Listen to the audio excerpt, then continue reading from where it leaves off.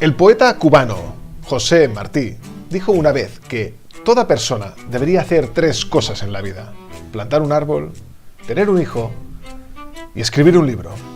Pues bien, el protagonista que nos visita hoy no ha plantado ningún árbol que yo sepa, pero seguro que se ha hecho un hartón de dibujar varios. También no ha escrito un libro, pero ha ilustrado un montón de historias que se han contado en el papel. Y también tiene una hija, que además también es protagonista de algunas de sus obras que últimamente nos regala en redes sociales. En fin, sin más, hoy tengo el honor y el placer de poder entrevistar y charlar un ratito con uno de mis grandes referentes desde que decidí emprender mi viaje en esto de lo que es el dibujo. Hoy, en el cuaderno de bitácora, nos visita Miki Munllo.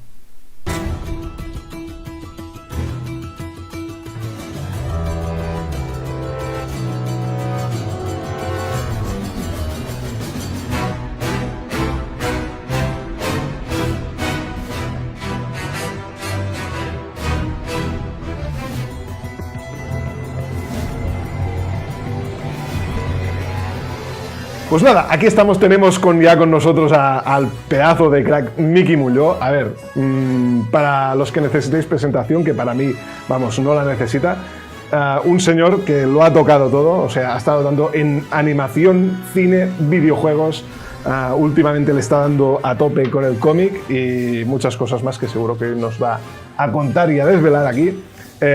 Un honor, ya sabéis que, ya lo he dicho en varios vídeos, que siento devoción y admiración por su trabajo.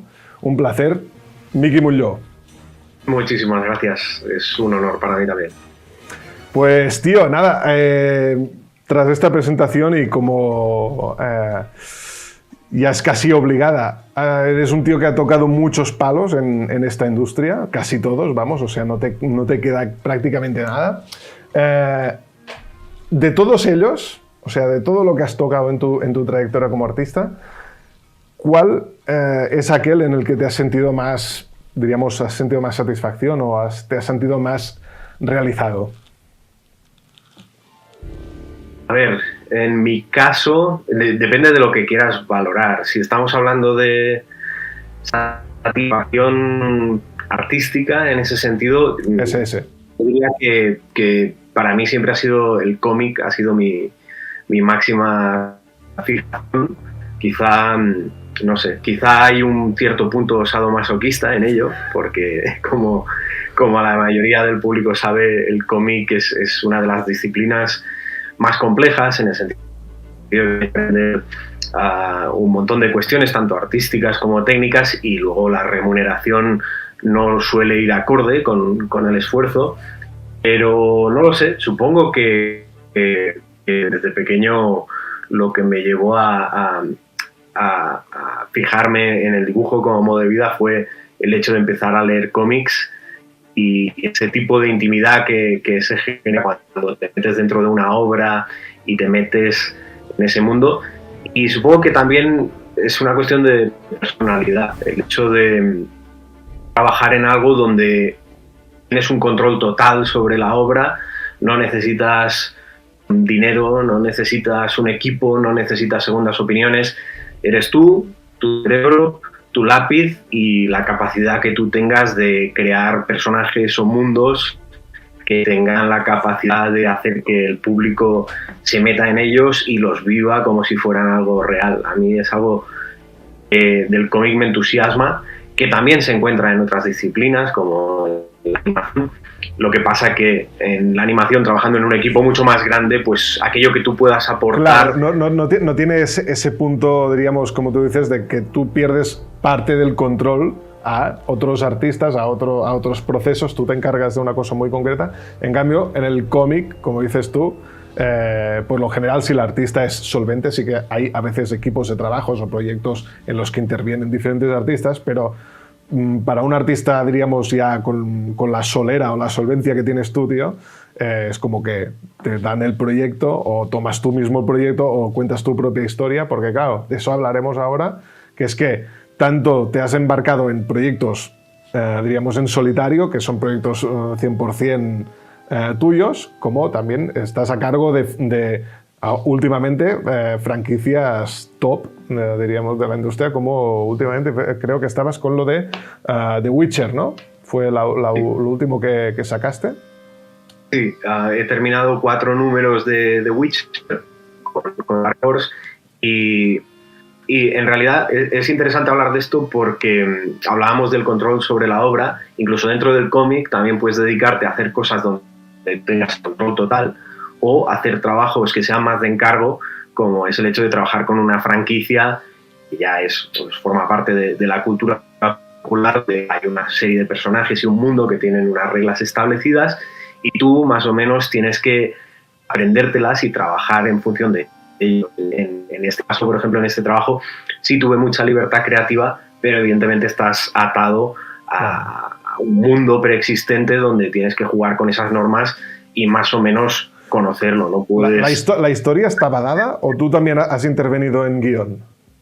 No, en teoría de los casos de trabajos por encargo, los trabajos están muy delimitados, sobre todo si es para industrias como la de Estados Unidos, donde a ti te contacta. En este caso a mí me contactó el guionista y me dijo, mira, me gusta lo que haces y tal, y quiero proponerte una historia, cuántas páginas crees que podrías hacer, etcétera. Al principio se habló de unas 40, luego rápidamente subió a 60, 80 y acabamos haciendo casi 90 páginas. ¡Hostia! De una historia que viene dada por alguien que ya es un guionista profesional, que ha trabajado para series de animación, ha hecho otros guiones del universo de The Witcher, que conoce el medio. Y de hecho, seguramente es la única manera de hacerlo, porque yo, por ejemplo, no me he leído las novelas de este personaje, tengo un vago conocimiento de su historia y tal, y lo que sé lo sé porque lo he visto en la serie de Netflix, pero no soy un experto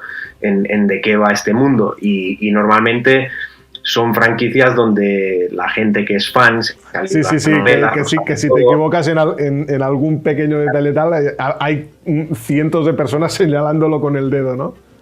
Y luego siempre la cagas o hay cosas en que la gente te dice, o sea, pues este personaje, hay una novela en la que dice que odia llevar barba y tú le has puesto barba. Bueno, sí, supongo que mi libertad...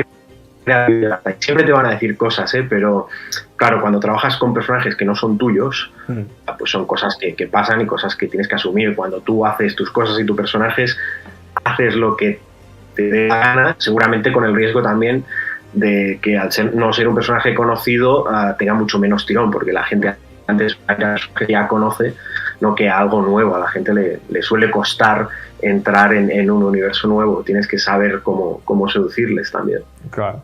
Bueno, volviendo un poco al tema de la presentación que te he hecho, como decíamos, has tocado casi prácticamente todos los palos de la industria. ¿Hay algo que tengas como, en plan, espinita clavada en decir, hostia, me hubiese gustado profundizar más o algo que simplemente que aún a nivel laboral no te ha venido y te haría ilusión como proyecto?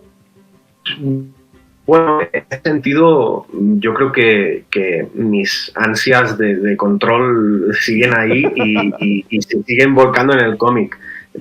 Entonces, yo, por ejemplo, tuve la suerte con el primer proyecto que vendí de, sin saber ni siquiera lo que era una IP, vender una IP. ¿No? Yo los primeros cuatro álbumes que hice fue basados en una idea y unos personajes míos, aunque luego intervino un guionista también, pero tuve una trayectoria rara en ese sentido, porque normalmente no sucede así.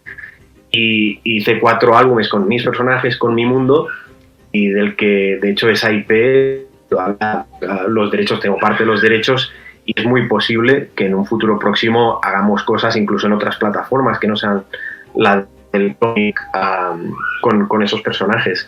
Pero ahí sí que quizá la espinita me quedó un de no poder escribir yo un guión entero con esos personajes, porque yo establecí las bases con los personajes y con el mundo, pero al intervenir luego un guionista yo me pude escribir diálogos. De hecho, lo que sucedió fue que yo escribí un guión y por mi falta de experiencia, tanto como guionista como dibujante de cómics, me di cuenta que me iba a ser muy difícil mantener una cierta calidad sin ningún tipo de experiencia previa, ¿no? Claro. Entonces ahí es donde tuvo que intervenir un guionista y pillar esas ideas y darles forma, ¿no? O sea que se podría decir que el último sitio donde te gustaría meter mano ya sería en dramaturgia, ya. O sea, como ya que Sí. el dibujo ya, como ya puedes sacarte la chorba como quieres, ya dices, voy a tocar otras modalidades de otras disciplinas. Claro, a mí lo que me gustaría es tener el control total, real, es decir, escribir, crear un proyecto, crear unos personajes, escribir y de hecho cuantas menos personas estén involucradas en el proceso mejor.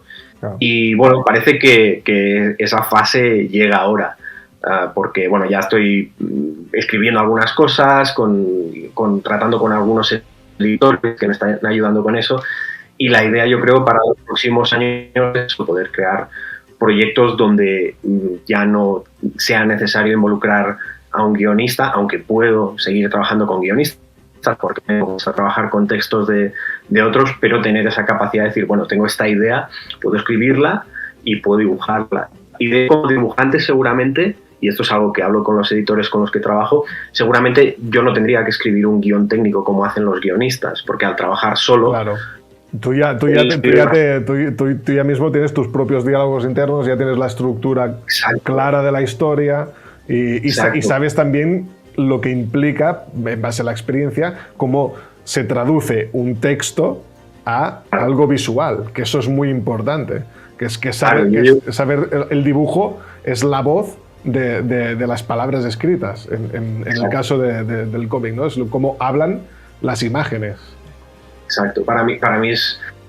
Llevo muchos más años trabajando y pensando con imágenes, entonces seguramente si escribo un guión habrá una parte de estructura que inevitablemente será escrita, pero seguramente el resultado será más parecido a un storyboard con mucho texto que a un guión técnico a la usanza, ¿no? Pues hablando diríamos, de autores, ya que estás muy metido estás en el mod comiquero total, ¿tienes algún autor fetiche? ¿Algún de esos que dices, evidentemente sé que tus influencias serán muchas y variadas, pero alguno que digas, buah, es que ese es mi perdición, mi debilidad? Soy muy poco mitómano y a medida que han ido pasando los años cada vez menos.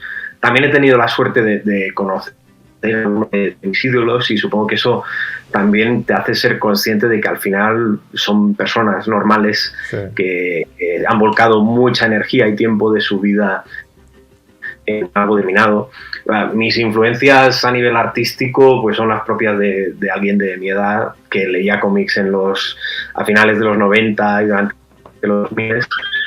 Te diré las mismas que diría todo el mundo, Moebius, Otomo, toda esta gente, porque en su día sus cómics pues me marcaron a toda mi generación. Luego hay autores que igual me marcaron más a mí a nivel personal y no son tan conocidos, pero estoy en un momento donde me fijo más en cosas puntuales que hacen gente específica que igual ni siquiera son tan famosos, pero por ejemplo para el tipo de tiras que yo estoy haciendo ahora más basadas en mi vida personal y vivencias personales. El proyecto del diario de la pandemia, ¿no?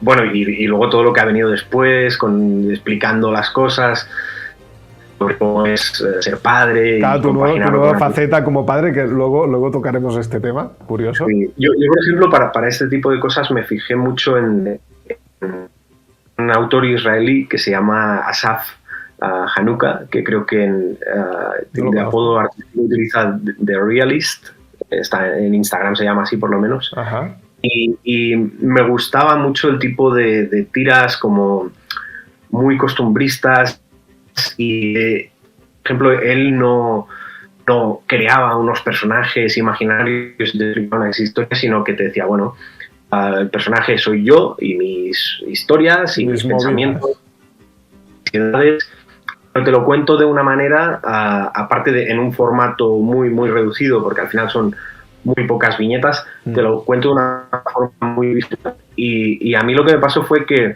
hacía muchos años que tenía ganas de hacer algo parecido, pero tenía algunas contradicciones, como por ejemplo, a mí no me gusta hablar ni de mi vida privada ni de las cosas que me pasan, pero por otro lado sí que tengo una necesidad pues como todo el mundo, ¿no? De expresar las cosas que siento y que pienso. De hecho lo que noto en ese tipo de viñetas que me encantan, o sea, vale la pena seguir a este señor en Instagram solo por ellas, mola mucho, porque tampoco veo que sea una, ¿cómo lo diríamos? Una exhibición, en plan de exhibición de tu vida, sino que mola porque es una interpretación de lo que te ocurre, es lo chulo. Por ejemplo, me gustó mucho una que colgaste no hace mucho, que era de tu hija Lilith, que decía, decíais, ¿quién quiere a papá? ¿Quién quiere a mamá? Y las dos gatas ahí encima del monociclo diciendo, nosotros también os queremos. No, como esas cosas que suceden en tu cabeza. Seguramente los gatos ahí están y les importa tal, pero es como tú vives, ¿no? Habla de tu relación con tus seres, con tus seres cotidianos, ¿no? De tu día a día. Sí.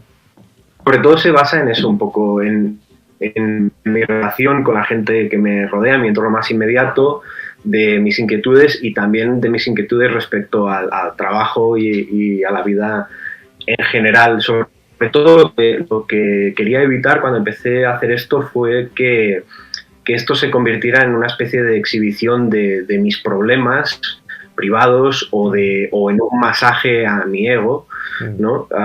Porque eso era lo complicado, ¿no? Al final haces unas tiras donde hablas de ti y tú eres el protagonista, pero quizá tu vida tampoco es excepcionalmente interesante. Entonces, a lo que juegas un poco es a contar cuáles son los problemas de una persona más o menos normal que se dedica a un trabajo del ámbito artístico, y de ahí puedes contar un montón de cosas.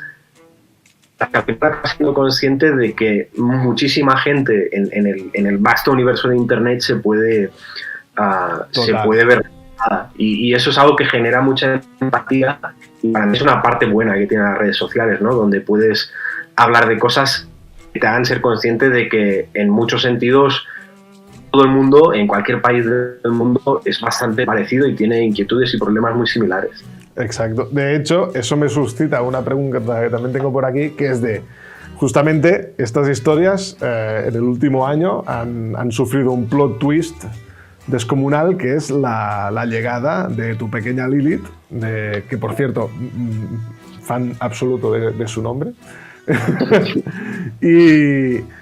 Y esto, una pregunta muy típica, que esto siempre se la suelen hacer, no sé por qué, a las mujeres relevantes, pero yo me interesa mucho, en especial en tu caso, en nuestro caso, que tenemos este oficio que, y más concretamente en tu faceta actual, que está en los cómics, que son el robatiempo por excelencia. O sea, si ya los trabajos diríamos, de naturaleza creativa suelen robar una cantidad ingente de tiempo, el cómic diríamos que es de lo más top en este sentido. ¿Cómo se lleva esto con una paternidad moderna en la cual se presupone que te encuentras tú ayudando, diríamos, con lo que es la crianza, ¿no? de esta pequeña criatura? Bueno, claro, al final esto genera una serie de cambios reflejados en lo que haces y en el momento artístico en el que te encuentres. Yo, de unos años para acá, y antes de ser padre, he ido siendo consciente, y es algo que tarde o temprano todo el mundo se acaba dando cuenta de ello, de que mi tiempo para producir las cosas que hay que producir es limitado. Nadie sabe cuánto será, pero te das cuenta de que hacer cómics es algo que consume mucho tiempo, y tú, aparte de no saber cuánto tiempo de vida tienes, seguramente también quieras hacer cosas en tu vida. Entonces, lo que ha ocurrido ha sido que esto me ha forzado a tirar mi estilo y mi manera de trabajar hacia lo más práctico y lo más rápido posible, y a deshacerme de todas aquellas cosas que no son esenciales. Entonces, bueno, lo vas compaginando. Sí que es verdad, y hablándolo con otros colegas que también son padres y madres, la conclusión a la que llegamos todos es que tienes mucho menos tiempo, pero cuando te sientas a trabajar te cunde el doble o el triple, porque no tienes otro remedio. Pero bueno, es verdad que según la fase en la que estés y lo que te impliques en la crianza, que en mi caso es pues todo lo que puedo. Bueno, justamente la entrevista, digamos, ha empezado un poquito más tarde justamente por, diríamos, asuntos con tu hija, el transporte, arriba abajo, o sea que esto es algo a lo que uno debe asumir con alegría, no estresarse, ¿no? Que no se te lleven los demonios, porque al menos a mí sí que me ha pasado muchas veces en este trabajo, sobre todo cuando trabajo no de manera tan solitaria, sino con equipos, con fechas de entrega, historias de estas. Es que, joder, ahora empiezo a llevarlo un poco bien, pero yo soy de esos que lo lleva fatal. El hecho de tic-tac, se acercan las entregas del día, no sé qué, es como que me genera un estrés brutal en mí. Claro, supongo que el hecho de repente, supongo que el hecho de tener una criaturita que pasa a ser tu prioridad, casi seguro que por encima es como que lo otro le quita cierta importancia, o sea, no la anula, pero como que automáticamente es como, vaya, pero, ¿sabes? Mi bichito sigue vivo, es lo que me tranquiliza. Sí, es exactamente, eso es una cuestión de orden de prioridades. Al que tienes un hijo, una hija, es muy posible, y en mi caso evidentemente es así, tus hijos pasan a ser la prioridad máxima por encima de cualquier otra cosa, incluso de ti mismo, y al final te centras en eso y bueno, inicias ese proceso donde aquello que antes te podía estresar mucho, una fecha de entrega o un cliente con el que no te entiendes o que no te paga a tiempo, cualquier cosa, te podían haber quitado la ahora. Es como, bueno, esto, aparte de ser algo con lo que ya me he encontrado muchas veces, sí, es algo que siempre va a estar ahí. Entonces no puede ser que esto me genere estrés o me genere intranquilidad, porque al final necesito tiempo para llevar a mi hija a la guardería, a hacer las comidas, a estar un rato con ella y que sea tiempo de calidad y no estar de mal humor. Pero bueno, aún así es que algún día ocurra. Cuando un día tienes muchas cosas que hacer o tenías planeado hacer unas páginas, resulta que te has pasado el día contestando mails, hablando con tu gestor, haciendo cosas que para nada tienen que ver con el dibujo y que tú odias profundamente, pero tienes que hacerlas inevitablemente, pues te tienes que resignar.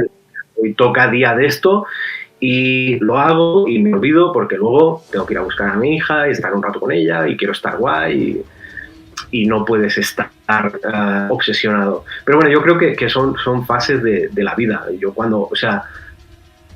los 30, pues sí que estaba mucho más centrado en el trabajo y en otras cosas, porque era la edad para hacerlo, pero también era esa edad porque sabía que quizá pasado los 30 tenía la oportunidad o querría ser padre, como al final ha sido, y no podría hacer las cosas que hacía entre los 20 y los 30, incluido viajar tanto, improvisar. Cuando tienes hijos al final estás muy atado a un sitio y todo tiene que girar en función de ellos, incluso la cuestión económica también, los trabajos que eliges. Al final... Claro, ya empiezas a priorizar a veces un buen trato que no colgarte una medallita por haber trabajado, ¿no? O tener un goal nuevo en tu palmarés, ¿no? Supongo. Exacto, o sea, me encantaría tener tiempo para hacer obras super raras y super undergrounds con mis miedos y mis angustias y cosas así. No le interesarían a la gente suficiente. Entonces, si hacer un cómic con un personaje conocido me genera unos ingresos que luego me permiten tener una cierta tranquilidad económica para mí, para mi familia, pues lo acepto y no pasa nada. Al final hay un abanico de posibilidades y mi condición para dedicarme a esto siempre fue que yo pudiera vivir cada día dibujando, y eso ya lo hago.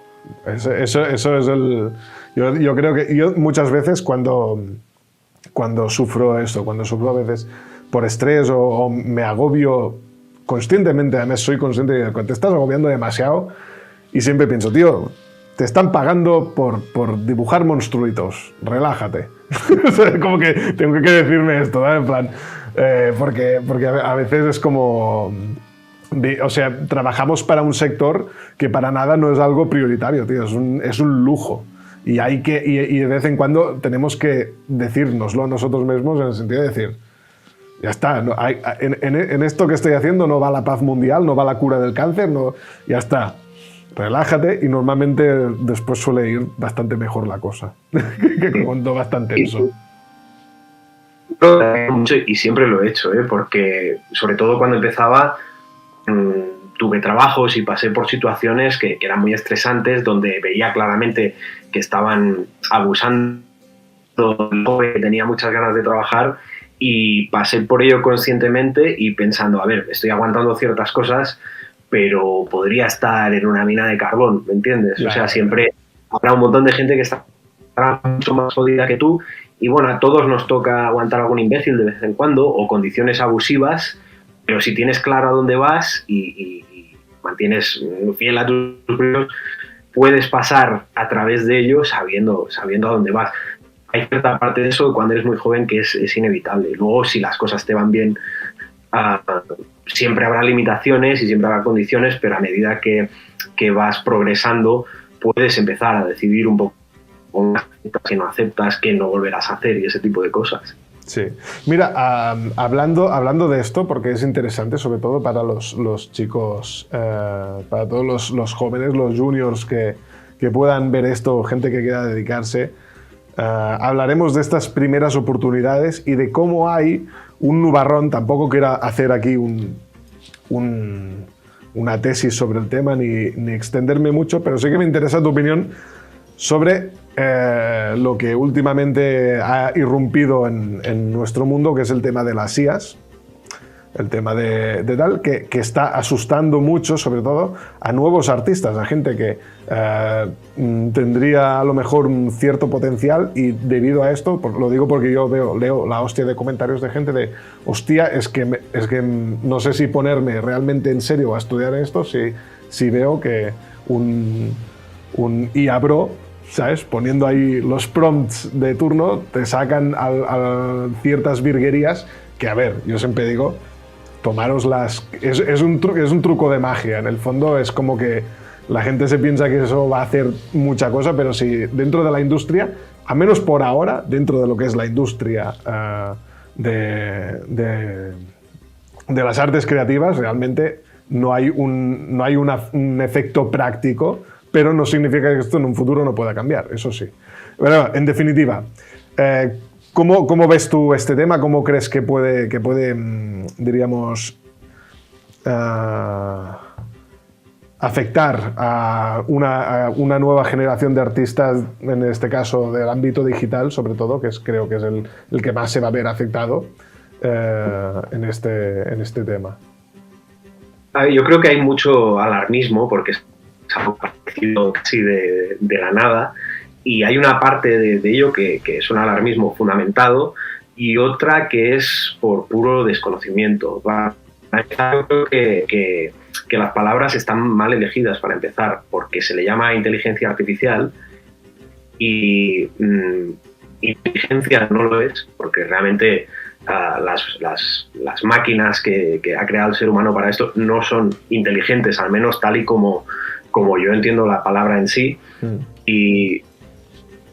y es algo que va a generar unos cambios muy, muy bruscos, porque además es una tecnología que evoluciona de forma exponencial, como ya ha pasado muchas veces en la historia de la humanidad. Imagínate, pues no sé, los monjes de un convento que estaban escribiendo libros a mano, haciendo copias a mano, pues no sé, cuando salió la imprenta, pues se tuvieron que dedicar a, yo qué sé, a otras cosas de monjes, ¿no? En este caso... cosas de monjes. Claro. Te entiendo. Simplemente me ha hecho gracia. Me he imaginado la escena de los monjes de, bueno, pues se nos acabó el manuscrito, vamos, hacemos un huerto o algo así. A plantar patatas, no lo sé. ¿Ese cambio fue bueno o fue malo? Bueno, depende de cómo lo mires, o sea... Si lo miras la parte artística del valor que tenía producir un libro escrito a mano, iluminado, pues claro que ahí se perdió un oficio, aunque sigue habiendo gente que se dedique a la caligrafía y no ha desaparecido cientos de años después. La parte buena, pues que de repente se democratizó el hecho de que la gente pudiera tener acceso a los libros y eso generó un cambio cultural descomunal. Con esto yo creo que ahora mismo pasa algo parecido. Hay una parte que es la parte técnica, ¿no? Referimos al dibujo, en entender la tridimensionalidad, en entender la iluminación, en entender el color, en la que rápidamente esta mal llamada inteligencia artificial, si no nos ha superado ya, nos va a superar. Una forma de explicarlo mejor sería entender cómo, si se llama más inteligencia artificial, todas las herramientas de 3D, perspectivas, ya están siendo utilizadas desde hace años por muchos dibujantes. Un corte que no se ha notado. Adelante. En ese sentido te decía que yo creo que lo que van a ocasionar estas ideas va a ser que no tengas más remedio que buscar las facetas más creativas de ese proceso artístico. Lo que se va a premiar va a ser la originalidad, una visión única de la vida y del arte, y toda la cuestión más técnica de perspectivas increíbles, gamas de color increíbles, iluminaciones técnicamente perfectas. Todo eso va a ser algo de lo que se van a encargar las máquinas, porque ya no va a tener sentido que tú te pases 20 o 30 años de tu vida aprendiendo a hacer algo que fácilmente puede hacer una máquina en pocos segundos. Claro. A lo que me refiero es que al no ser inteligencias en sí, sino datos de obras preexistentes, ¿no? Al final las IA se alimentan de trabajos de gente que ya los ha hecho y que ya existen, pero no crean nada nuevo, per se, crean combinaciones de cosas preexistentes. Sí. Esa capacidad de crear algo nuevo y ese ingenio humano de poder pillar una corriente artística distinta o de hacer del error tan característicamente humano algo artístico, es algo que las máquinas, yo creo que en las próximas décadas todavía no van a poder hacer. Cuando llegue ese momento, sea dentro de 10, 20, 30 o 40 años o nunca, pues entonces quizás sí que tengamos que discutir qué es la inteligencia y qué es el arte. Pero yo creo que todavía no estamos ahí. Pero yo tengo una cuestión, te la pregunto a ti, además.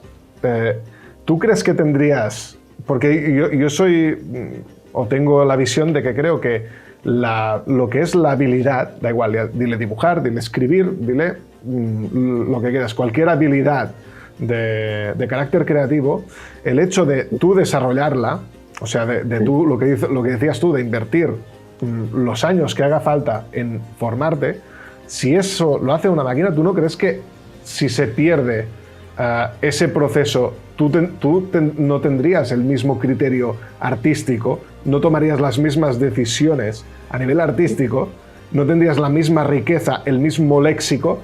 Creo yo, me da la sensación de que todo esto lo hubiese hecho una máquina.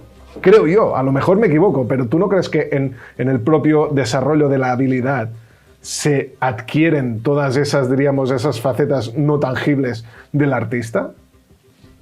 Por supuesto, pero también te podría hacer una extrapolación con eso y decirte que seguramente para los primeros artistas de la historia, para pues, un Homo sapiens sapiens que estaba en las cuevas de Altamira cazando bisontes, sí, seguramente ellos entenderían el hecho de pintar esas cosas como algo sagrado, y para ellos el hecho de que tú fueras a un supermercado a comprarte unas pinturas corrompería totalmente el hecho de crear esa especie de ceremonia artística que para ellos era sagrada.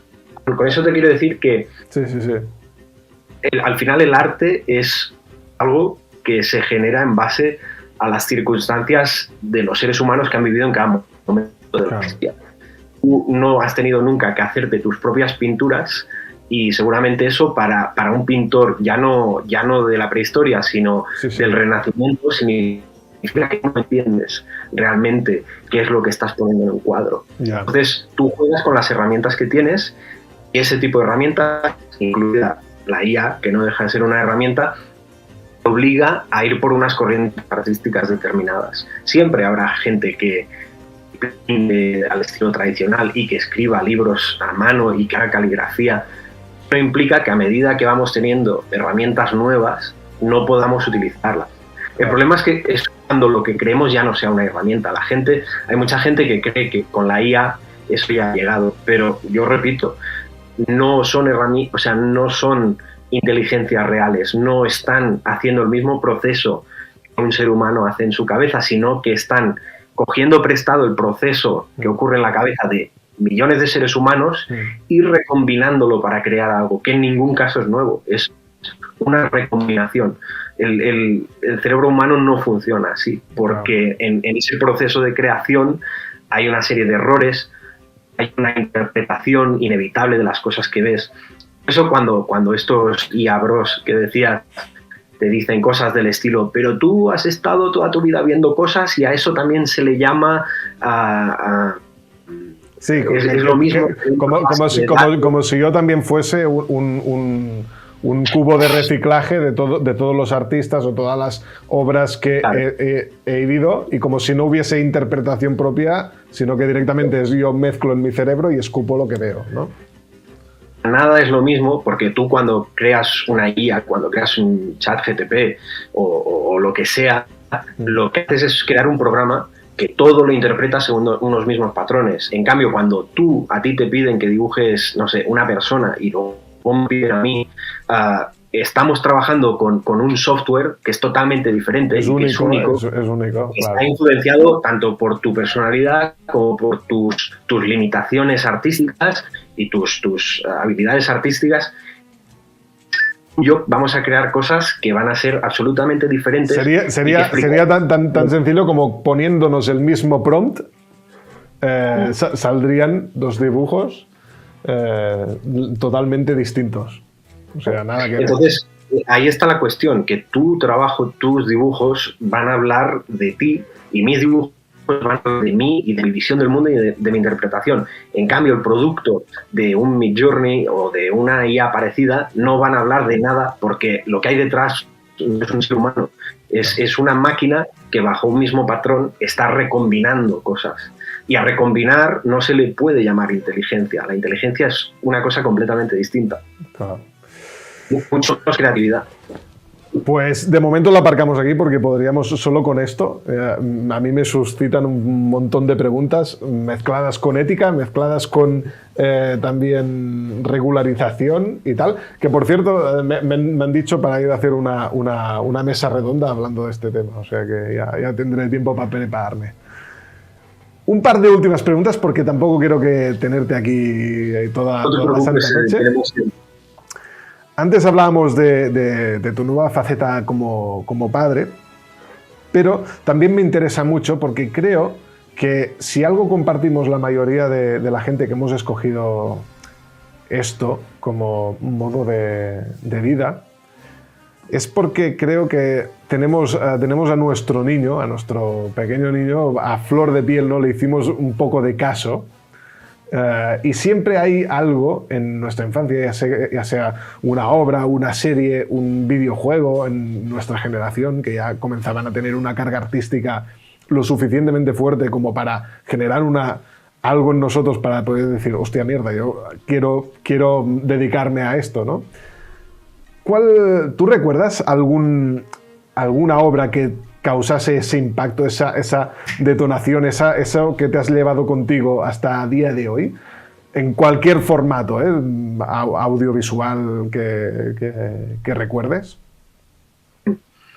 Bueno, más allá de las influencias propias de alguien nacido a mediados de los 80, que seguramente serán muy parecidas a las tuyas y a las de cientos de miles de otras personas, como aquellos dibujos animados que veíamos en la tele al llegar del cole, o ese tipo de...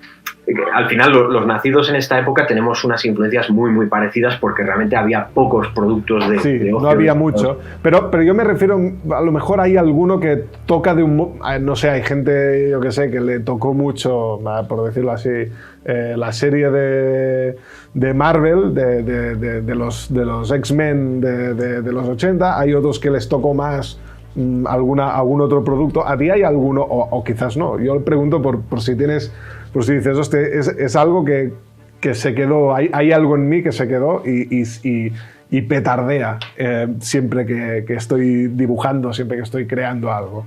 A lo mejor no, ¿eh? Solo me pasa a mí porque soy así. No. Bueno, en ese sentido, yo cuando era muy pequeño, como leía todo lo que había a mano, o sea, leía la revista del jueves que compraba mi hermano mayor cuando yo no tenía edad para leerla. Luego yo me iba a una biblioteca a leerlas. Imagínate. Las tenían por ahí, no sé por qué, pero las tenían por ahí. Estamos hablando del jueves de principios de los 90 que no tenía mucho que ver con lo que es ahora, sobre todo para un niño de esa edad. Y luego también tenía mucho acceso a cómic franco-belga, Asterix, cosas así. Yo calcaba descubrí que con el papel carbón podía ponerlo encima de una hoja y poner un DIN A4 y calcar los dibujos. Entonces todos mis Asterix estaban calcados de arriba abajo porque me parecía magia, ¿no? Poder sacar los dibujos de ahí. Qué bueno. Luego yo recuerdo que también, por ejemplo, cuando era pequeño, ya las pelis de Disney tipo las de los 90, Aladdin, El Rey León, y paraba los fotogramas que me interesaban y los copiaba a mano. Y sí, siempre hacía cosas de este tipo, ¿no? Cuando algo me obsesionaba tenía como esa necesidad de poseerlo y de repetirlo. Sí, tío, creo que hay, de hecho, en algún vídeo lo he comentado, de que creo que el parte de ser, sí, lo comentaba en el de que el talento no existe.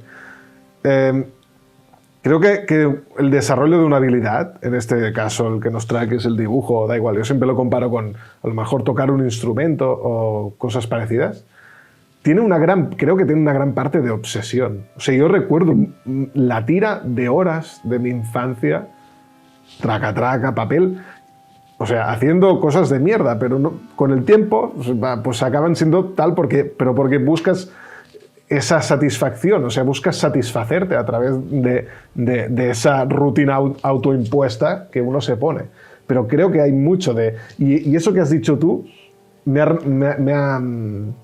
ha resonado mucho, del querer poseer un instante de una obra y el hecho de plasmarlo ahí.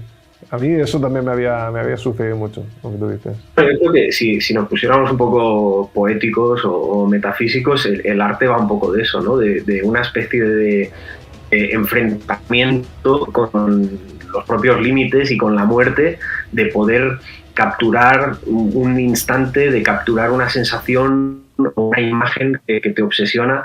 Y evidentemente, pues cuando eres pequeño, pues son dibujos animados o un Asterix o son cosas puntuales.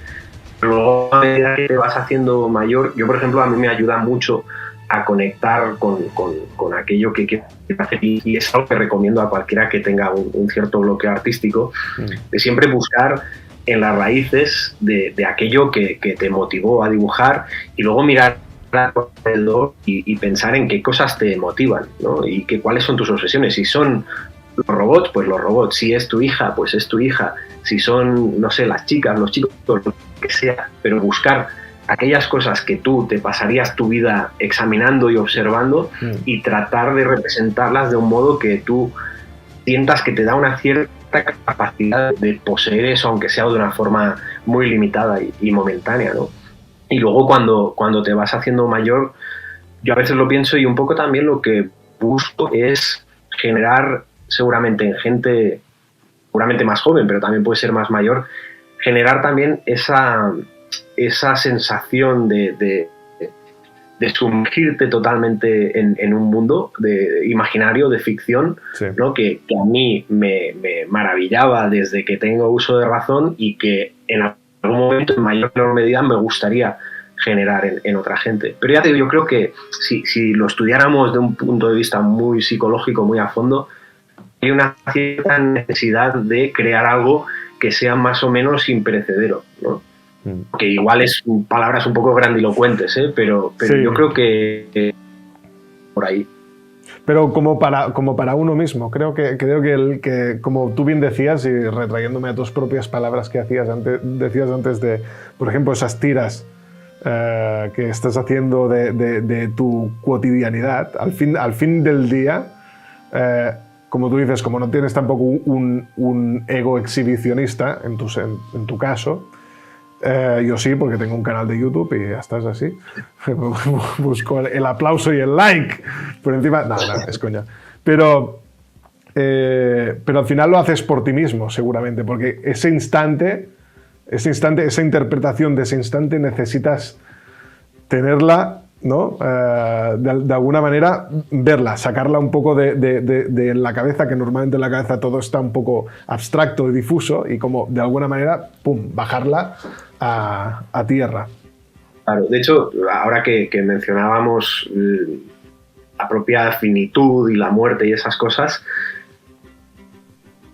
lo que te sucede cuando tienes hijos es que te das cuenta de que ahora tú ya eres el que está en cabeza. Quiero decir, normalmente cuando eres joven, tus padres están ahí, luego vienes tú, pero cuando tienes hijos es como que escalas una posición y eso te hace ser muchísimo más consciente de la propia muerte, de lo rápido que pasa el tiempo, y si algo me ha sucedido y se ha exacerbado a raíz de ser padre, es precisamente ver en un año tu hijo pasa de ser algo que balbucea, que se mueve sin sentido, a de repente coordinar movimientos, andar, correr, saltar, empezar a tener una personalidad propia, ¿no? Claro, y ver lo rápido que va eso, y eso a mí me ha generado una necesidad insaciable yo si pudiera, si tuviera más tiempo, más horas al día, cada día haría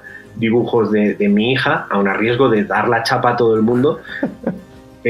Y supongo que es por eso, por el hecho de que los padres todo el día enseñan fotos de sus hijos, porque tienes esa necesidad de capturar esos momentos que pasan tan rápido que te da miedo no darte cuenta. Entonces, para mí, documentar cualquier progreso, cualquier cambio, cualquier situación un poco...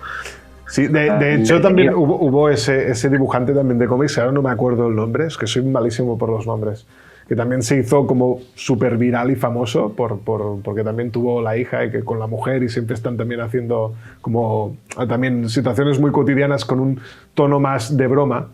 Así, es americano. ¿Americano? Sí. Que hace así... Pensaba que hablabas de Jude DeVere y su mujer, que son estos dos dibujantes también israelíes que hacen un montón de dibujos en pareja y tienen también...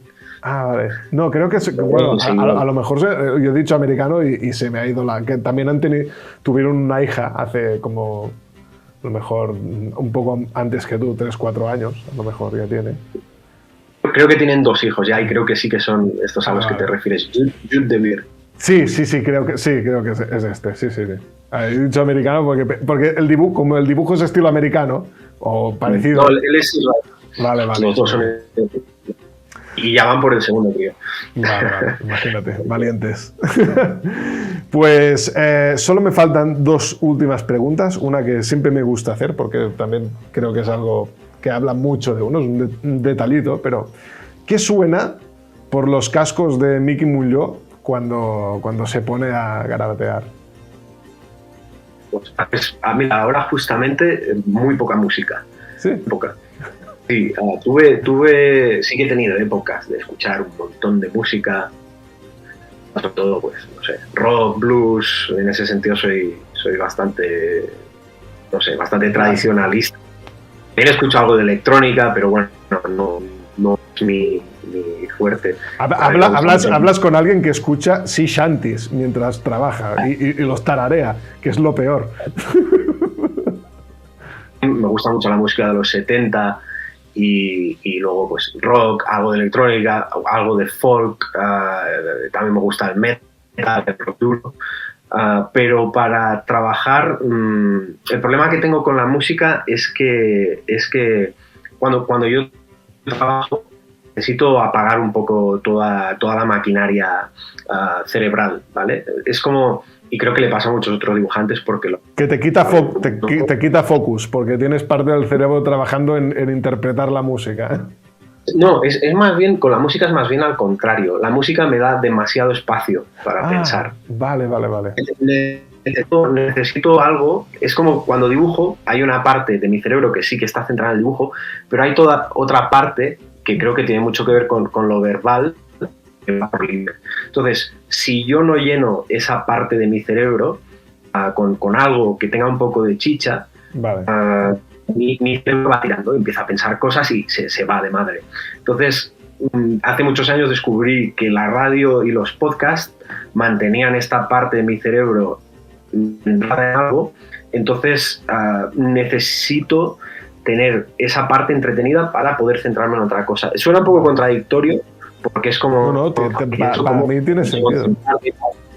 Pero a mí hay muchas partes del dibujo, por ejemplo, haciendo storyboards no puedo hacerlo porque sí que necesito esa parte del cerebro totalmente centrada, la del lenguaje, la de la composición, pero cuando dibujo o cuando tinto, que son actividades que son mucho más mecánicas, o sea que no requieren, una vez ya conoces o ya sabes los pasos que tienes que dar, claro, es como mejor pon el piloto automático y que tengas el cerebro entretenido en otra cosa, ¿no? Es como que cuando estoy haciendo storyboards, por ejemplo, necesito esa parte narrativa y de lenguaje activa, porque mi cerebro está pensando, vale, me leo el guión, ahora esta viñeta la pondré aquí, esto de aquí lo coloco allá y necesito la parte narrativa del cerebro. Pero cuando estoy dibujando, toda esa parte no la necesito. Entonces, si no me pongo un audiolibro, me pongo un podcast o me pongo la radio, es lo que te digo, esa parte empieza a funcionar, empieza a generar pensamientos y cosas. 8 horas al día de eso no sería bueno para mí, claro. ¿Sabes? No sé, hace mucho tiempo lo hago, pero igual en el futuro algún día me apetece trabajar en silencio, pero ahora mismo es algo que no concibo, porque yo creo que la intensidad de todo lo que pasa en la cabeza es tal que 8 horas al día de eso sin control no creo que me hiciera bien. Ay, perdón, disculpa. Es que se había como cortado, pensaba que... No, decía que sé que hay algunos autores y tal que trabajan en silencio y tal. Ahora mismo yo es algo que no concibo. Yo es algo que de hecho, cuando empecé a trabajar en serio en esto, y yo lo intenté porque pensaba que aumentaría mi concentración y es como que, ¿sabes? Quería mi estudio aislado del mundo y tal, y justamente me ocurría eso, que tan aislamiento me abrumaba, o sea, me iba a la contra, y tanto que yo a día de hoy tengo el estudio que está conectado con el comedor. A mí, o sea, me gusta la vida, me gusta que a mi alrededor vayan pasando cosas, aunque esté concentrado, pero como que vea cosas moviéndose, mi perro, mis gatas, paseando por aquí, es como que es eso, ¿no? No te quedas como 100% metido ahí dentro, ¿no? En ese otro mundo. Seguramente, de hecho, si lo piensas, cuando eras pequeño y dibujabas, como todo el mundo, claro, no estabas en una habitación sin ningún tipo de estímulo y en silencio, estabas en el comedor de casa, con la tele enchufada, con tu madre... Sí, trasteando por ahí. Luego estabas en clase con el profesor hablando y tú siguiendo el hilo de lo que contaba, por si te preguntaba algo, poder salir al quite. Sí. No, en realidad, si lo piensas, creo que prácticamente nadie ha dibujado en ese entorno aséptico ideal para la concentración, porque no es natural tampoco. Sí, curioso. Y ya está, y solo me queda una última pregunta, y es, ¿te lo has pasado bien? ¿La entrevista? Sí. Sí, hombre, sí. A mí, ya digo, todo el día escucho podcast, y esto supongo que lo va a escuchar mucha gente como tal, mientras dibuja, mientras trabaja. Claro. Y cualquier oportunidad que tengo para hablar con alguien de mis movidas y de las cosas que me pasan cuando dibujo y tal, siempre es un rato agradable y una charla que, si además puede generar algo positivo de alguien que lo escuche o darle alguna idea o igual hacerle sentir menos raro, pues esa es la idea. En general creo que es la idea del canal. Y es lo que tú decías, en realidad cualquier pregunta, hablemos de la IA o del proceso creativo o lo que sea, que tiene tantas ramificaciones que con 15 minutos siempre te quedas corto. Es algo que podría dar para hablar y hablar y hablar, y al final son conversaciones que siempre se quedan entre dibujantes y que ahora por suerte pues con cosas como las que haces tú la gente en internet tiene acceso a escuchar y a mí me hubiese resultado útil e interesante en su momento saber las costumbres y la trayectoria de otros dibujantes en los cuales yo tenía como referentes y de los cuales nunca supe absolutamente nada. Claro. Entonces creo que como decías tú antes, no es como que lo bajas a la tierra, lo llevas del mitómano, ¿no? del mito, lo llevas al humano y siempre, o muchas veces, a no ser que la otra persona sea un capullo, casi siempre gana la persona. Y en este caso, sí. por lo que a mí respecta, porque como he dicho, y volviendo al principio, para mí, tío, es como casi un premio para mí, un premio dado a mí mismo, que poder estar aquí charlando de tú a tú, de poder llamar colega y ya casi amigo, porque, joder, también creo que hemos conectado también de puta madre, y de una persona que desde el principio simplemente estaba, lo que decías, ¿no? Estaba ahí, estaba lejana y no sabía nada más que su nombre y sus trazos, ¿no? Así que, tío, te agradezco muchísimo y también me gustaría que ojalá esto se repita en un tiempo e incluso si algún día tienes ese tiempo y espacio de ese Miqui Molló del futuro más viejo, más sabio, más empapado de montaña, de ahí de la Sardaña, y que haya hecho alguna cosa underground propia y tal, y que la puedas venir a contar y explicar aquí, significa que nos ha ido muy bien a los dos. Por supuesto, y lo mismo digo, para mí también ha sido un placer y yo estoy seguro, además de que lo repetiremos en un futuro, porque yo también me he quedado con muchas ganas de hablar más cosas contigo y lo que tú decías, la química es buena, nos lo pasamos bien charlando y si la gente se lo pasa bien y más, yo estaré encantado de hacer todas las sesiones que tú me pidas. Hasta que un día también pongas a Lilith aquí delante a charlar con ella. O hasta que un día esté ella. Porque ¿no? yo creo, y si no, el tiempo me da razón, pero yo creo que Lilith tiene pinta de que va a ser una rockstar como pocas hay por aquí, ¿eh? Yo creo que tiene pinta de que será muy pa' fuera esa niña. Sí, te digo, se me viene faena. Ya verás. Sí. Miki, tío, muchísimas gracias. Ha sido un placer enorme y nada, tío. Hasta muy pronto. Eso estoy seguro. Igualmente, un saludo. Pues nada, muchísimas gracias por llegar hasta aquí, por acompañarnos en esta tarde. Como siempre digo, muchísimas gracias por seguir una semana más aquí conmigo. Se os quiere un montón. Nos vemos en el siguiente Cuaderno de Bitácora. ¡Chao!